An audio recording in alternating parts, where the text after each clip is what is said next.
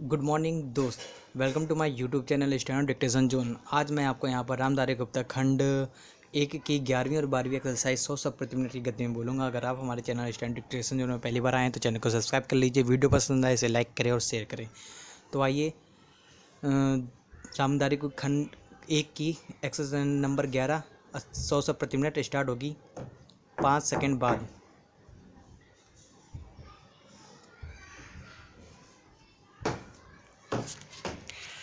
Start. अध्यक्ष महोदय, मैं आपको एक और बात बतलाना चाहती हूँ और वह यह है कि कृषि विभाग को योजना आयोग ने बहुत गलत रास्ते में बिठा दिया है। उन लोगों के पास लड़ने के लिए दम नहीं है और देश में खाद्यान्न का उत्पादन बढ़ाने के लिए जो योजनाएं चाहिए और उनके लिए जो धनराशि चाहिए वे उनको पूरी तरह संस्वीकृत नहीं करा पाते हैं। कृषि विभाग तो जमीन की तरह आधार होता है और उसी पर देश के लिए पर्याप्त अन्न पैदा करने का महान भार है। इसलिए यह बहुत आवश्यक है कि अधिक अन्न उपजाने के मार्ग में जो भी आवश्यक कदम यह विभाग उठाना चाहे उसमें किसी तरह की रुकावट ना हो। बहुत सी हड़तालें हो सकती हैं, मजदूर काम से बरी हो सकते हैं, लेकिन किसी भी हालत में वे खाने से बरी नहीं हो सकते। अब हम देखते हैं कि मिलों और कारखानों में हड़तालें हो जाती है, छुट्टी हो जाती है, तो आम काम के दिनों की अपेक्षा लोग इन दिनों में ज़्यादा खाना खाते हैं, ज़्यादा दावतें करते हैं।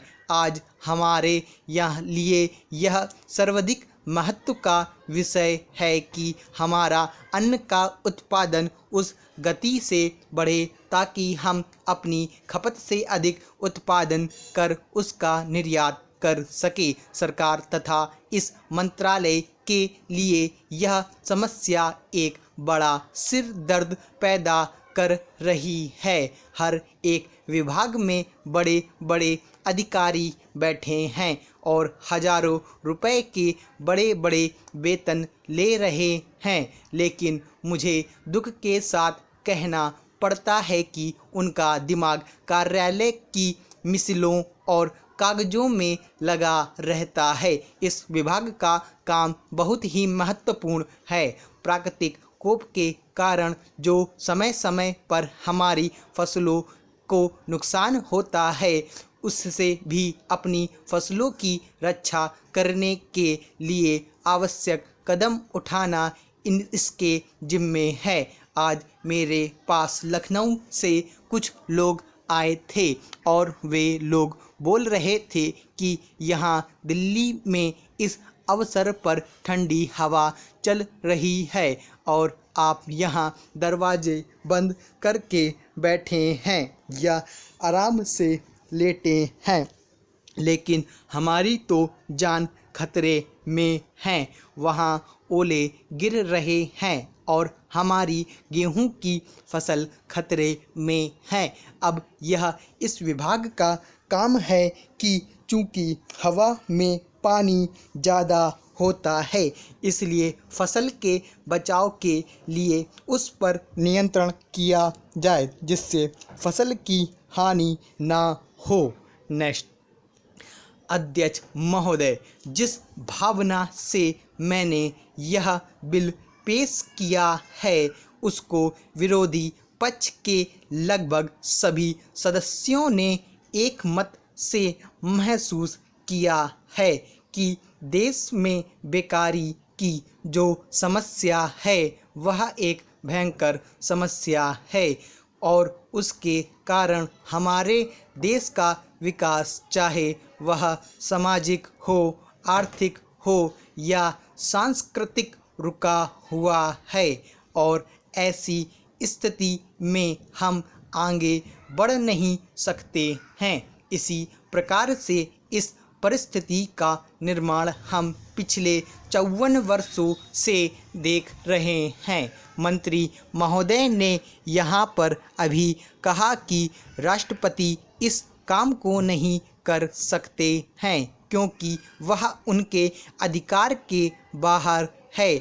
आप राज्यों में राज्यपाल शासन स्थापित करते हैं जब यह देखते हैं कि किसी राज्य में वहाँ की व्यवस्था, वहाँ का विकास ठीक नहीं हो रहा है, जब किसी राज्य में गड़बड़ी फैल रही हो, विकास का काम समाप्त हो गया हो और जिम्मेदारी से लोग काम ना करते हो, तो वहाँ पर राज्यपाल शासन स्थापित किया जाता है। ऐसे बहुत से उदाहरण हमारे देश में मौजूद हैं। उसी प्रकार से हमारे राष्ट्रपति हैं और अगर देश में इस तरह की स्थिति वर्षों तक चले तो कोई कारण नहीं है। आपात के रूप में राष्ट्रपति इस देश की सुरक्षा के लिए, इस देश की उन्नति के लिए जिम्मेदारी अपने हाथ में ना ले सके। हमारे भाइयों ने बहुत से उदाहरण दिए हैं कि राज्यों में संयुक्त सरकारें नहीं चली, लेकिन उसके पीछे राजनीतिक हथकंडे थे। अगर कोई राजनीतिक पार्टी जिम्मेदारी से काम नहीं करती तो विधान में यह स्पष्ट है कि राष्ट्रपति शासन अपने हाथ में ले। मैं एक उदाहरण देता हूँ कि संविधान में आदिवासी हरिजनों के उत्थान के लिए प्रण किया गया था कि 10 वर्ष में उनकी सामाजिक तथा आर्थिक स्थिति को सुधार देंगे पैरा, लेकिन यह सरकार उसमें भी असफल रही।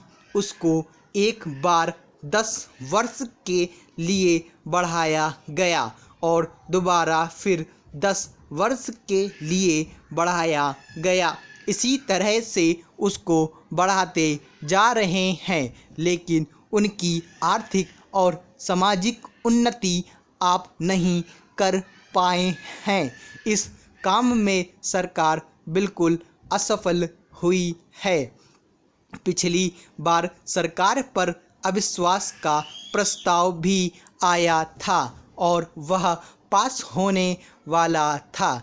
इसलिए मेरा कहना है कि हमारे देश में यह जो बेकारी की समस्या है वह एक बहुत ही भयंकर समस्या है। स्टॉप।